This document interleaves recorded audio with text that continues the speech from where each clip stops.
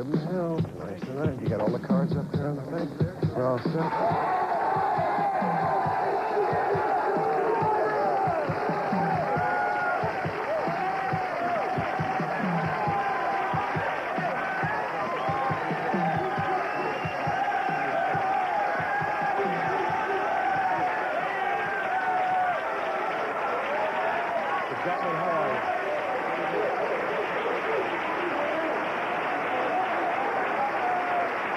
And if I say a bad word tonight, I hope they brush my teeth with this big brush. You know, I have no problems with unorthodox religions or points of view. That's what makes America great. I do, however, have a problem when groups in the pursuit of their own beliefs deny their followers the freedom of their own beliefs. Freedom of thought. Cults. Next on the Morton Downey Jr. Show.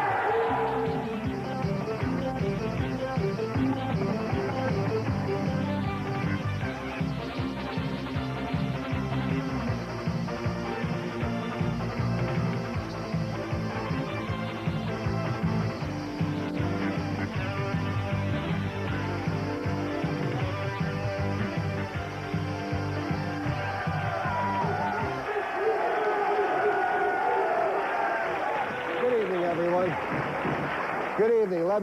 Let me introduce our guests on stage with us tonight.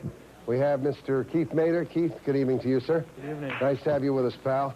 And we have Jerry Gutman, Jeremiah Gutman. Jerry, how are you? I'm fine tonight, Mort. How are you? Nice to see you, my friend. Let me ask Keith. Keith, first of all, let's get right into the issue, all right? You've had first-hand experience with cults. Tell us your experience. Okay, well, first of all, I want to say, it looks like we have potential for another cult here with what I see going on. This is a lot of energy here. Anyway, I belong to a group known as Church Universal and Triumphant. It's a Montana-based, what's called a religion, Montana-based on a ranch. It's headed by a woman named Elizabeth Clare Prophet. She claims that she is a messenger on the planet to channel or transmit from the supernatural realm people such as Jesus Christ, Gautama Buddha, Mother Mary, and a whole host of other ascended beings. Essentially, what she claims to be is the person here on Earth now to bring the Word of God for humanity. She is the voice of all these people. She is the voice of all of them. How did they bring you into this? How did you get into this? Well, I was living in Jackson Hole, Wyoming, in the Grand Teton Mountains, and I have a particular affinity for those mountains, and a lot of the religion is centered around the Grand Teton Mountains themselves. There used to be a big Indian area for religion, too. Well, yeah, the Indians, and any of you who've ever been in the mountains before, you feel sort of a spiritual high. You can, just being in the mountains, and they sort of took advantage of that feeling in me. And how'd they take advantage? Where did they find you? Did you look for them or did they look for you? Well, I was in search of a religion that had more meaning for me than a traditional religion. Traditional religion had never really done too much for me personally, and they presented a religion with a blending of Eastern and Western teachings, which tied my love for the mountains into it. And a friend of mine, I met him, he had been involved in the group, he said, you know, come along, try it out for a Sunday morning and see if you like it. And I went once, and I was hooked from there on. You were hooked from there on. What did they do when you say you were hooked from there on? Did they bring you in? Was there any special brainwashing? Did they keep you awake for hours, chanting, praying, telling you all kinds of stuff? I mean, what would they do? Well, initially when I got involved in the group, they presented a lot of teachings, a lot of principles that I had trouble accepting at first, such as the fact that there were all these ascended masters, and that Elizabeth Clare Prophet was a messenger for these masters here on Earth. They said, you don't need to believe everything at first. Just keep coming on Sundays, come to our Wednesday study group. So they only made you come twice a week? Yeah, at the beginning. And each time, though, they wanted me to do something called decreeing, which is a rapid form of chanting. It's speaking prayers in a very rapid, repetitive fashion. Mm-hmm. And the decreeing is their main form of mind-altering technique. The decreeing, in effect, what it does, you're doing it so rapidly that it flattens your own critical thought processes, And it puts you into a trance-like state, a hypnotic state, and it opens you up to their suggestion. And Keith, would this happen when you went every Wednesday and Sunday, or did you start going more often now? Well, I started going more often. After a while, my whole life became totally involved in the church, or I should say the church also became totally involved with me. They use fear and guilt a lot. They teach you that if you don't decree so many times per week, and if you don't read certain lessons, and if you don't attend so many church services a week, that you're failing mankind, and you're failing the masters, and you're failing your own possibility for ascension. So they grab you like that, and I was afraid that if I didn't decree all the time, and if I didn't go to 3 church services a week, and if I didn't fast constantly and do all these different things, that I would be damned. Did you bring your wife Sharon? Were you married at that time? I was just recently married, yes. Did you bring Sharon with you to these meetings? She went initially. She was a little smarter than I was, though. She didn't buy it from the beginning. The decreeing made her very uncomfortable, and if you heard it, it would make most people feel uncomfortable. It's very eerie sounding. It just doesn't sit comfortably. Can you repeat a decree without being afraid of doing that? I could do. Yeah, I'm not afraid at all. I've detached from it all very much. I'll do a decree. This is one. Every time you get in your car, you should decree for protection. This is what they said. To Archangel Michael. He's supposedly the master of protection. And I would say this, maybe 45 times every time I drove in the car. Lord, Michael before, the Michael beyond, the Michael right, the Michael left, the Michael above, the Michael below, the Michael wherever I go.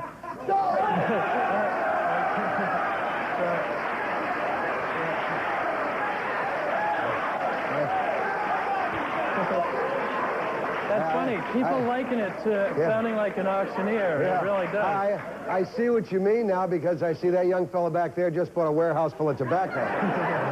But Sharon, you could imagine doing that for between 3 and 7 hours a day, what that would do to your thinking processes. Whoa. It really... I can imagine what it would do to really my messes you up, process. yeah. Sharon, you saw Keith going through this for a couple of years, didn't you, sweetheart? Yes, I did. I mean, he was in the cult for 3 years, wasn't he? Mm-hmm. And how did this affect your life? How did you feel about this? It was very devastating. It had to have been the man you loved. Were you seeing him change? It was the most dramatic personality change I've ever seen. I've known Keith for 10 years, and we had just gotten recently married, but I had known him for a long time before that time. And he completely lost his sense of humor. He completely lost his ability to think critically at all, or to even question anything that the so-called religion told him. Did the religion ask you for money or anything like that? Eventually they do. We're not at the point where we could give much, but they require a lot of purchases in the form of books, literature, that sort of thing that goes directly to their money-making facilities there. Sure. I understand that at some point there, you finally made up your mind that the only way you could save your husband was to go and retrieve him. How did you do that?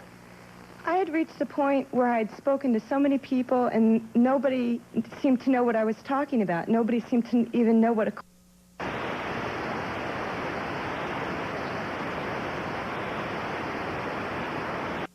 spoken to so many people, and nobody seemed to know what I was talking about. Nobody seemed to even know what a cult is, no less be able to recognize when somebody is in it. Nobody knew what was wrong. And I was just about at my wit's end. I was devastated, hopeless. There just seemed to be nowhere to turn. Good friends and family. Did you come up with a plan to get him? Yes, I spoke to a counselor who was real familiar with cults, and he suggested exit counseling, and I rescued my husband. How did you rescue him? I think that's a great story. We went over to my parents for dinner, and we introduced Keith to the exit counselors, and they told him that they were here to speak to him about his religion on behalf of the family and myself. Keith, what did you do when you met that exit counselor? Did you, were you repelled? I totally panicked. I had been warned by my group about exit counselors that they were satanic forces and that they were going to torture me and do all kinds of things against my will. And I was panicked. I was very fearful. I wanted to escape and just run back to my group. So what happened? When he wanted to escape, what did you do? What were you able to do?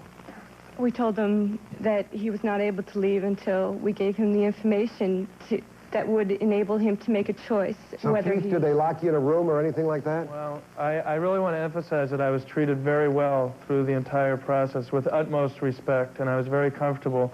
They would not allow me to leave the building, and Forcefully? they never laid a hand on me at all. But they did block exits with people and watch me through the night and whatnot. Essentially, the whole process of exit counseling, they just spent a number of days giving me information about my group, which my group had never told me, and they got me to a point where I could critically think and make a decision for myself about whether or not I wanted to be in the group. Do you think your constitutional rights were violated? There are people who would say that you were really forcefully held against your will, that you were kidnapped. Well, I don't know if I can answer that directly. I can say that I am extremely thankful and grateful. I thank God every day that my family, my wife, my friends took the action. I could have been in the group for another 10 years or my whole life and just wasted my entire life and become literally a zombie in this group. And they gave me my freedom of mind back, freedom to Mr. think. Gutman, what do you think about this? Were his constitutional rights violated? Sure. They were? That he was locked up against his will and made to stay where he didn't want to stay. Now, Was he of his right mind? I have no evidence that he wasn't. You see, what you've got to start with is the proposition that a person really ought to be able to be free to go to whatever group he chooses and to believe or reject whatever belief and ritual. But how can you believe or reject when someone tries to gain control of your mind? And let's not say that people can't gain control of your mind. That's a big phrase. When you say control of your mind, you're trying to control my mind. I'm trying to control your mind. We're trying to persuade each other of something right now. And I'm not.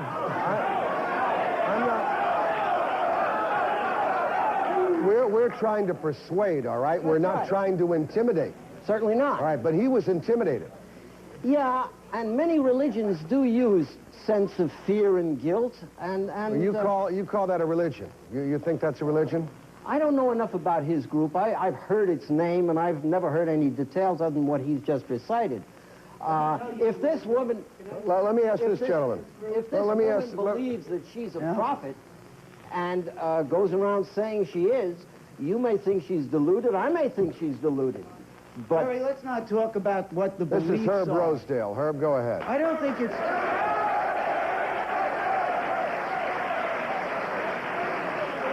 I don't think it's very important for us to be talking about the particular content of the beliefs of any group. We're talking about what happens to the people, not what they believe, but what happens to them. I can tell you about one of the members of this particular group that came to my office, coming at the recommendation of a Baptist minister from a Bowery flophouse. He came because every penny he ever had was taken from him in a 4 or 5 month period.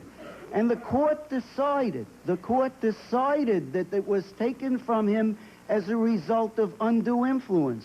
Undue influence is something you know about. You and I both have dealt with that over a long period of time. Maybe it doesn't sound like brainwashing or mind control, but you know what undue influence is. Do you think that a religious motive justifies the use of undue influence? Let's get that answer. Jerry, let's get that answer next, all right? Because we're going to look at a cult and find out if it's a cult or a religion. We'll do that when we come back. Stay with us.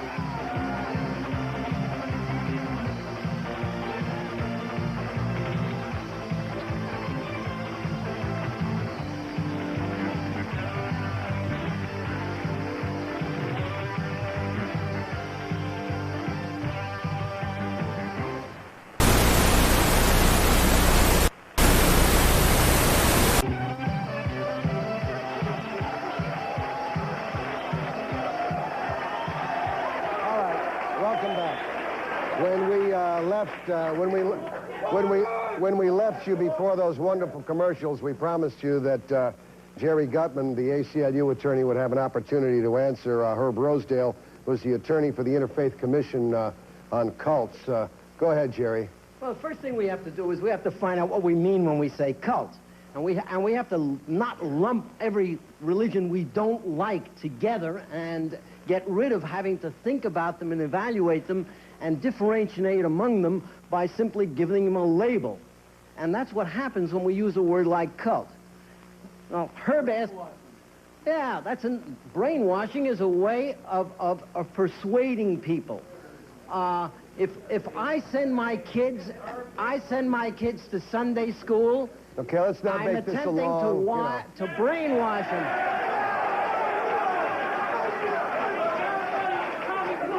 Right. I know you're an excellent attorney who can give me a brief.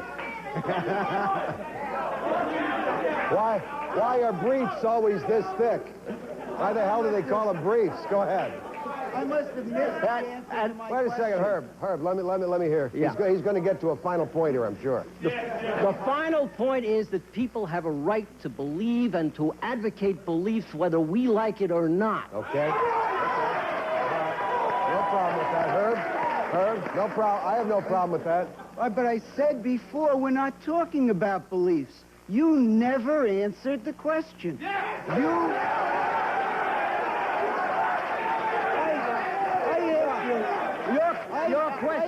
Your question, Herb, is exactly the when did you stop beating your wife question. Jerry, I asked you, no.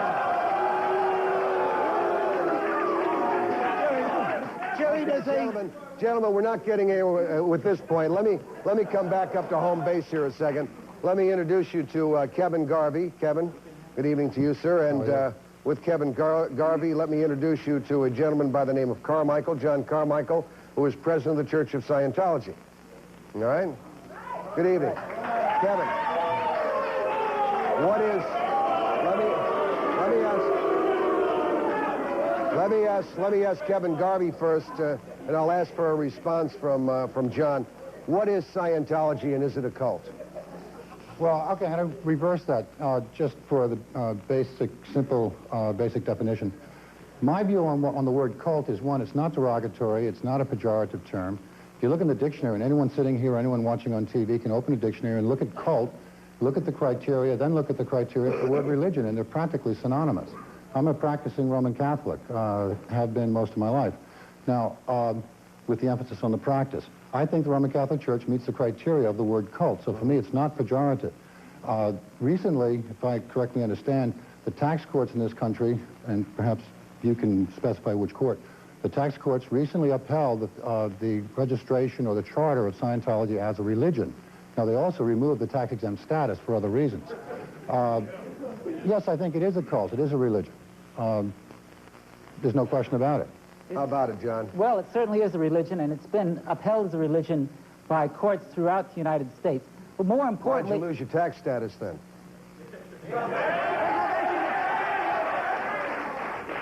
Doesn't have anything to do with being a religion, and that is currently being appealed in the United States. The fact is that the Church of Scientology has been working to reform the Internal Revenue Service and has exposed the Internal Revenue Service. Yeah, you should know about this stuff. Since 1972 and 1973, Did you reform the Internal Revenue Service by putting plants in their Internal Revenue Service?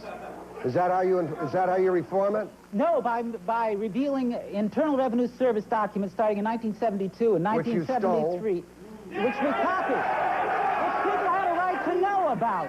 We published our Freedom Reports in 1972 and 1973 that showed the Internal Revenue Service was acting to influence the media, to destroy the right of all these people to know about how their taxes were being figured, about who was being chased, and that sort of thing. And we consider that's important. How do you, wait a second, let me ask you a question. Let's get off the internal revenue stuff for a second. Let's get back into Scientology. I'll have you up here in a second, sweetheart, all right? How does the Church of Scientology gain its membership? How does it train its membership, its ministers or auditors? I guess you call them ministers now, don't you? They were called auditors. No, they've always been called auditors, and they are ministers. They're auditors and they are ministers, all right? If they have done the minister's course, they are ministers. All right, so how do you train them, and is it a constant, is it a brainwashing technique that you use? People get involved in the Church of Scientology generally by reading a book. They read, for instance, Dianetics, The Modern Science of Mental Health, which has been by L. Ron Hubbard, which has been a bestseller year the after year after 1950s. year. Since Since 1950, when it was published. It's a bestseller and has continued to be. You can buy it on your bookshelf. You can find out about it and look at it right there and understand You it for never yourself. say that that's a religious book, though, do you, when you advertise? It shows a little man in an airplane and flying along, Dianetics. Why? If you are so proud of your cult as a religion, why don't you say it's a religion? Come over here and look at the Church of Scientology on 46th Street. Drop in and find out. It says Church of Scientology all over the front of it. Dianetics is a book that My people house says can use. Church of Monday Night Football. Big deal.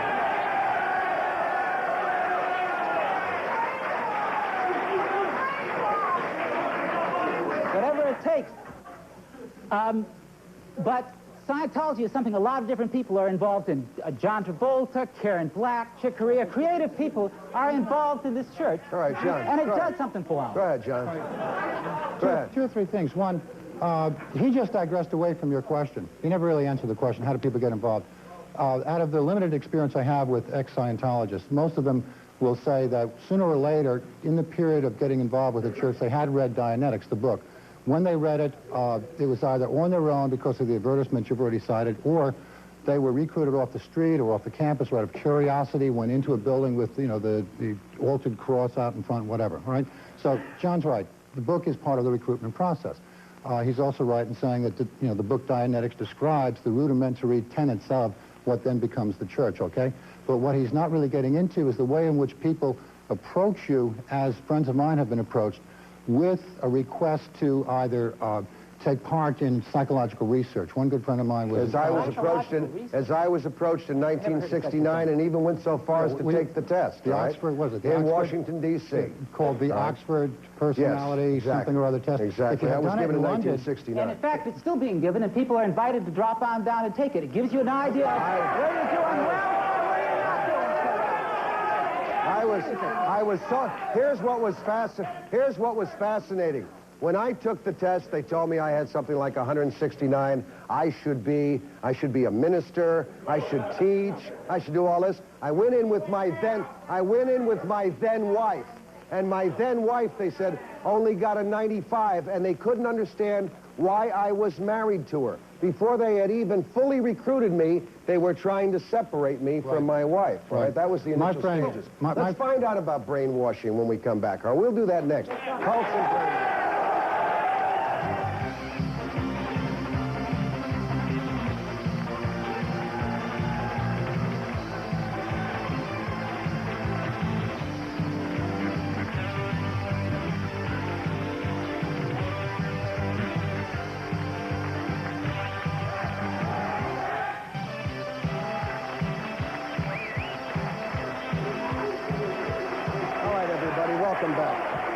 Welcome back. Joining us at our home base now is Herb Rosedale, who you were introduced to earlier in the show, remaining on home base.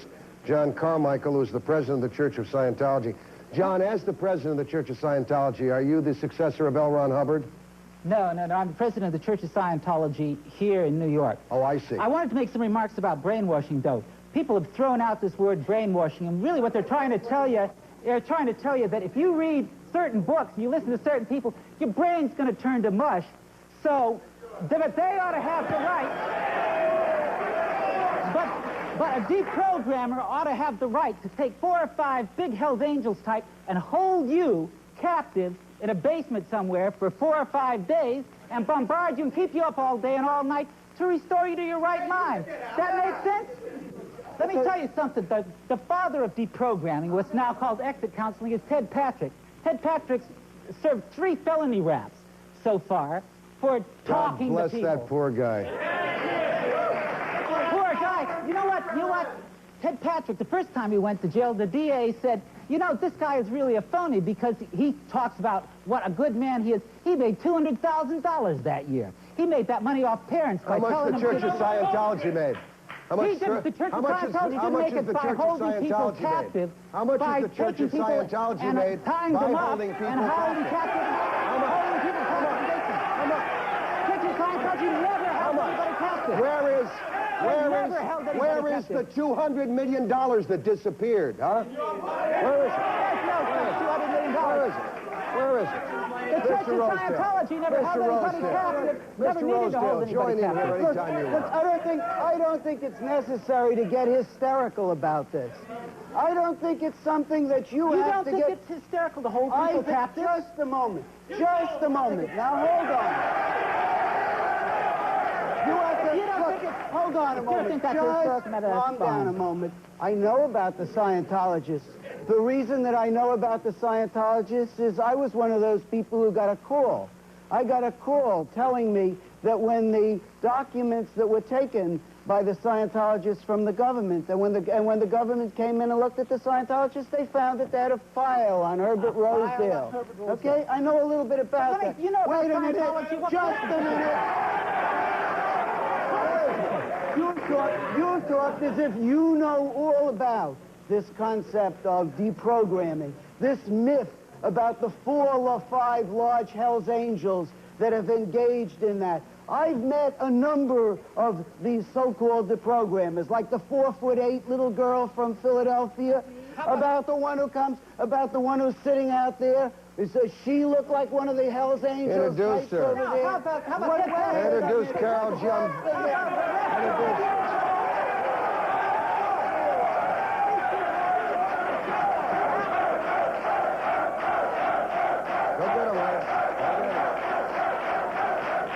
Carol, let me introduce this big, muscular, strong, mean, Hell's Angel deprogrammer, all right?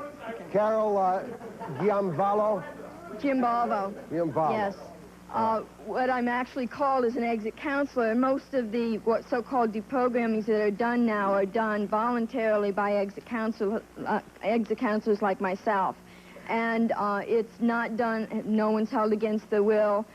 For the most part, people give their permission to receive the information that they need, and that's what we do. What happens when they don't give their permission? Then we don't work with them. You don't work with them. And there are still situations where they are worked with against the will. What about people who were indicted in Denver just recently for kidnapping and holding people captive? How about Mary Weeks and company in Seattle last year? How about that sort of thing? How about kidnapping? First of all, Herb, what do these people do to get their members, and how do they keep them, and how do they put them out on the street, and how do they make them pay for their programs, and how do they give them 10 to 15% to pay for their own ministerial studies, all right, to keep them entrapped into what they're doing? Tell us about that. Let's deal with a term that is much more a term that you know of, and that's a concept of informed consent. Let's talk about that. The concept, very simply, is you have something in which you sell. You take a person and control their environment, and by so controlling their environment, over a period of time, you build up a linkage. Stronger and stronger linkage. That's you take those John Travolta, Karen Black, they wouldn't walk in and out of the church. Wait a minute. They walk in and out of the church. You're saying nonsense. For every name you cite, for every person you cite, there is a person who came to me having had their money taken away from them.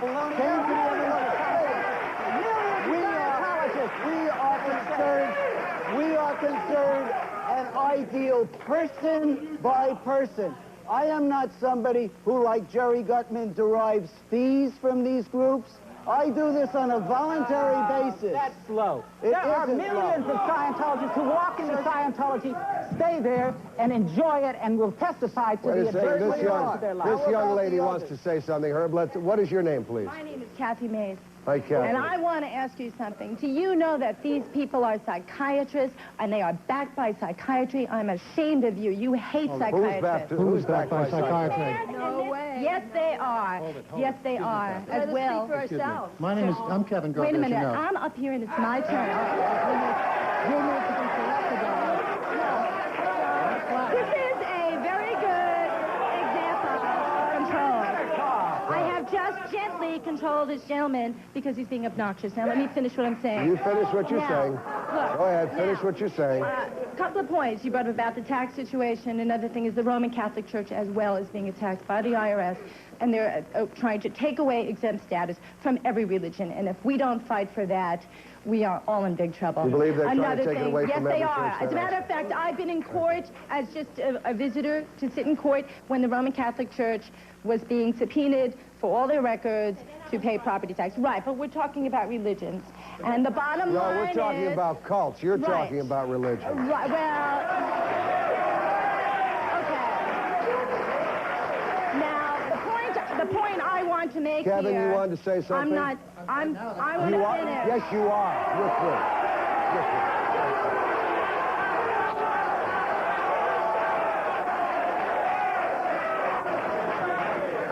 Go ahead. No.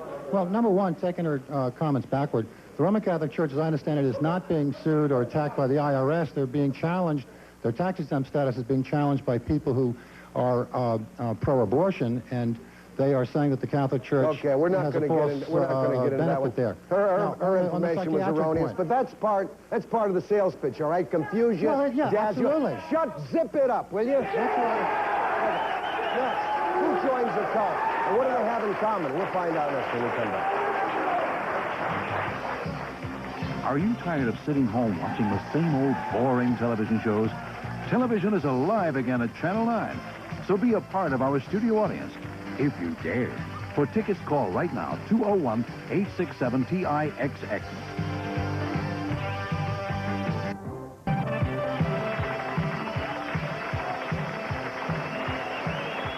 Welcome back. Let's find out how people get involved. Let's find out how people get involved in a cult. To Carol Giabalvo. Carol, you've been in a cult. What motivated you and your husband and your daughter to get involved?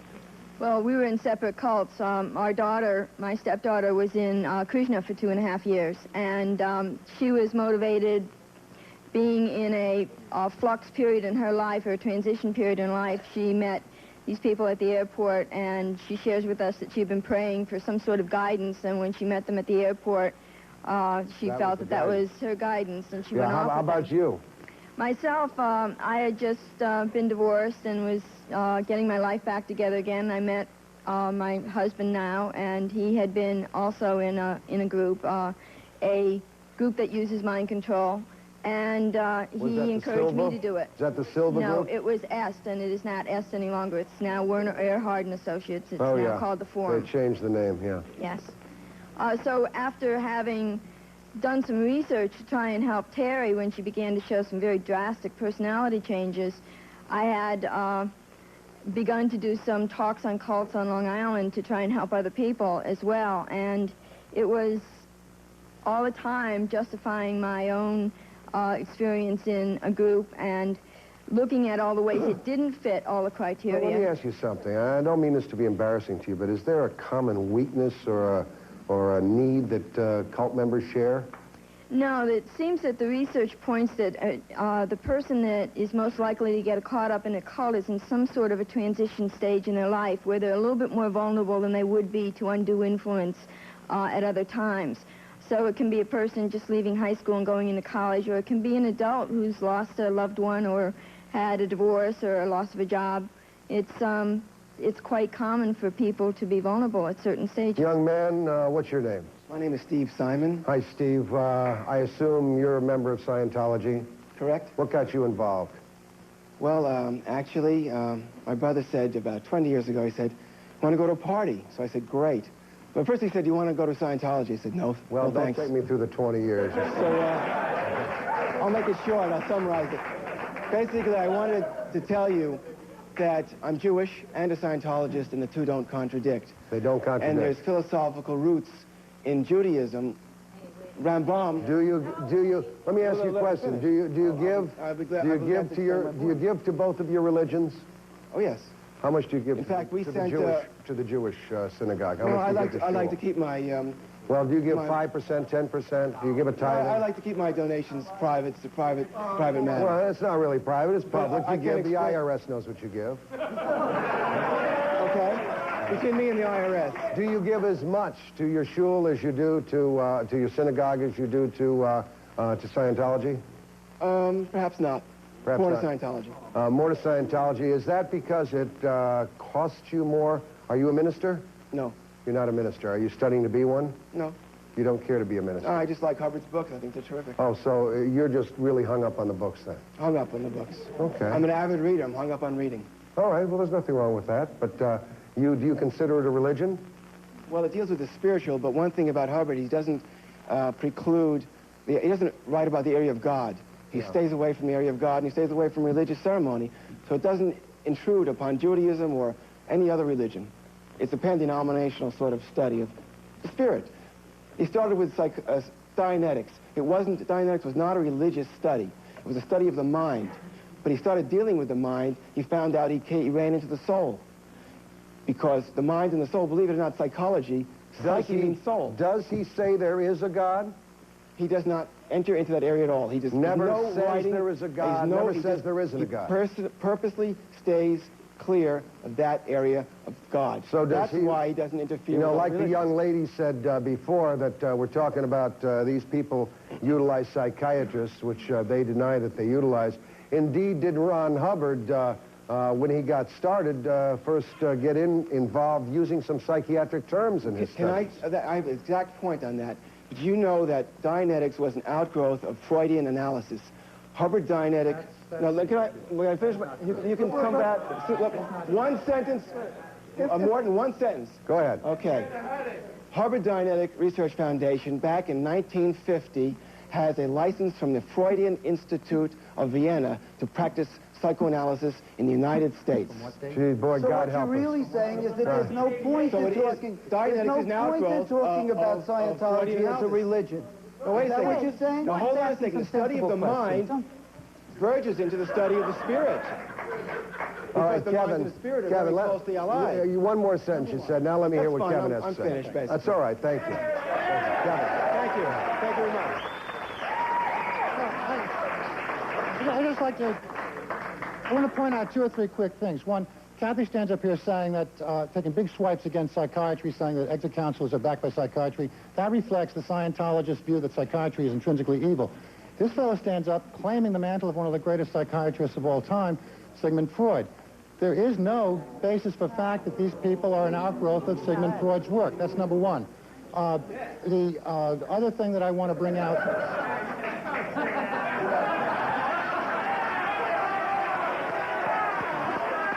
Watch your back, Kev. The other thing, all right, now, the other thing that I want to make sure about, I want to make a plain statement about, is that if you look at Scientology texts, the basics 808, 88008, the history of man, you go through some of the auditing bulletins, you look at the magazine No Checklist. L. Ron Hubbard himself is very, very open about not only Scientology being a religion, he says it's a Gnostic religion. He describes very, very vividly the concept of the higher self, the operating thetan. And they also claim that one of the biggest mistakes they ever made was listing themselves as a religion. Yeah, all right? probably. They didn't want to list themselves and they as have a a religion. very, very vivid description of the origins of good and evil. You cannot stand up and accurately state that there's no discussion within Scientology, in Hubbard's words, of God or evil or creation or the end times or anything else. It is all there in the text. But he talks about, let me say, he puts an area that he calls infinity. He does not try to dictate what people should believe about God. And that's one of the important things about Scientology. But he does find, though, John, that the ministers, when they are doing their auditing, when it started off, it was to audit yourself, all right? And then all of a sudden, we discovered these many other spirits that we had from previous lives, right? And to really get the course completed, you had to audit your past lives. Unfortunately, you need to deal with... And you found hundreds of past lives that kept the auditing going forever! You never gave the money! What right do cult members and their families have? We'll find out next. Stand by.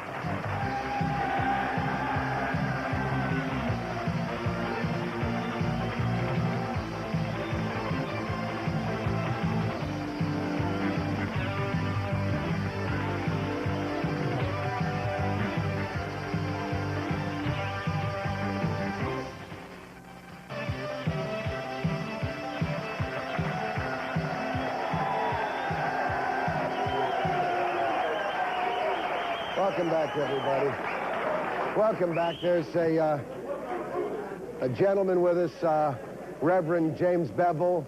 Reverend Bevel and I have been acquainted for a number of years now. Reverend Bevel is a Baptist minister, And your daughter was in the Church of Scientology. Is that correct, Reverend? Yes. Did you find any harm done to your daughter? No. None? None. Why couldn't you influence her as a Baptist minister to be part of your faith? Well, yeah, you know, we engage in the whole question of research. You do what you need to do. For instance, if you don't understand something, get it and study it. So rather than having preconceived notions about anything, that's I think one of the real virtues of America. You study, you research, and so you come to your own conclusions. Did you study it and research it? Did she? Did you? Yes. What were your conclusions? My conclusion is that it's one of the ways that people can engage in self-discovery. It's an avenue by which a person can get a better understanding of themselves. First, she gained a lot of self-confidence in terms of her ability to execute what she was doing in the world. Is she still a Scientologist? I don't know. I'm not sure. In terms of, in other words, she was in California when she entered the study process. She's back in Chicago. She has opened up, for instance, a vegetarian sausage company.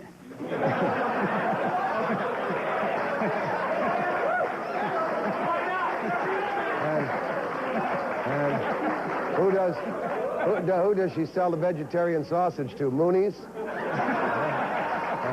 No, she sells to a lot of people who are now getting off animal products, and she's doing very well with it. All right. Are you a Scientologist? No, I'm a Baptist. Are you a defender of Scientology? Well, I'm not a defender of anyone. I simply, as an American, insist that everybody have their rights, and that a person have a right to believe and do what they need to do, as long as they're not violating the rights of other people. So if a person wants to pursue truth in that way, if a person wants to pursue truth... They should have their rights by all means, right? But they shouldn't be coerced into giving up any of those rights. Let me say this. In America, it's based on our Constitution. I think if a person is over 18, which is old enough to go to the military, and claim that they are being coerced, I don't think it's a problem with the coercion. I think it's a problem with the person. Now, let me tell you why I say that. I'm from the South, and I grew up under segregation. And my argument, Mark, was always, when black people came and said, the segregationists make us go to the back of the bus. I said, nobody made you go to the back of the bus. You went on your own. So that if a man is a fool and tell you to do something foolish, then you a fool yourself. Okay. Young man, do you want to say something? Let me see what this young man wants to say. What's your name? My name is Henry Hall. Hi, Henry. And I wanted to say that I have a friend who's getting into the cult, and I see the changes. And I don't like, people telling me that, they don't process your mind and make you biased. They do, I'm telling you. Yeah. Because I go to his room. I went down to his room. In my friend's basement, he has his own room. He has 666 and sectonic stuff all over the place. And his mother tried to tell me, to get him out of it, and I talked to him, but it doesn't get through. So don't anybody say that he's not it's not brainwashed. Good for you. Good, Carol, quickly. Let me ask Carol. Yeah, let me ask Carol. Carol, was there any form of brainwashing used on you at all? Definitely. There was hypnosis. There's a psychiatrist by the name of Robert J. Lifton who's written a book researching thought reform in communist China. No, I don't really trust psychiatrists. Well, okay, but he came up with 8 criteria for thought reform programs. And the program that I was in and the program that all of these cults use, all 8 of those criteria followed. So there was some brainwashing. We'll be back in just a second to find out. Stand by, sir.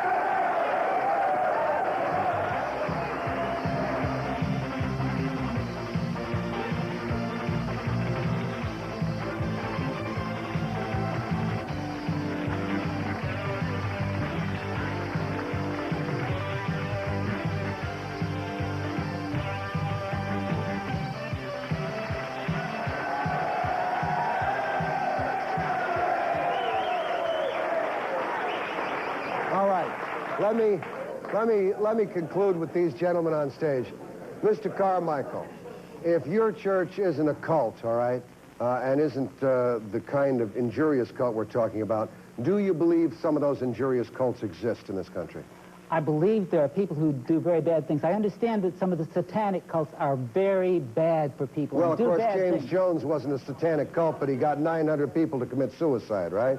James Jones was a minister of a Protestant Do you believe denomination there are of Disciples dangerous of Christ. cults? There are a great many dangerous cults, each one of which has to be evaluated on its own. Individually. There are a great many groups which engage in destructive behaviors, such as child Reverend abuse. Bevel, would you agree with that there are some dangers? I mean, even Jim and Tammy Baker took money under false pretenses, all right? Even Jim and Tammy Baker. Are there some dangerous organizations in this country that would try to brainwash if, in fact, we haven't shown that it's Scientology or one of the others? Are there others that exist? Well, I don't have any evidence. See, I go back to the question again. I don't see how a grown person in America, over 18, given the Constitution being what it is, claiming that somebody's superimposing on them. I'm sure that there are some 80-year-old Germans who can't believe that Adolf Hitler was able to convince them of the things that they were convinced of, all right? But it did happen. Quickly, Kevin. Quickly, Kevin. Yeah, okay. Number one, what's written in the Constitution number is one, totally quickly, irrelevant finally. to how much the people who are involved in these groups are manipulated by the techniques and the dissembling and the outright lies. You know, your question, your comment really has no bearing on it. Hey, the listen, Constitution... we're all pretty smart in this room, right? But let me tell you, if my daughter comes home from the airport someday with her head shaved, all right, and selling some damn flowers, you can bet I'm going to have what's left of her head examined, and I'm going to kidnap her,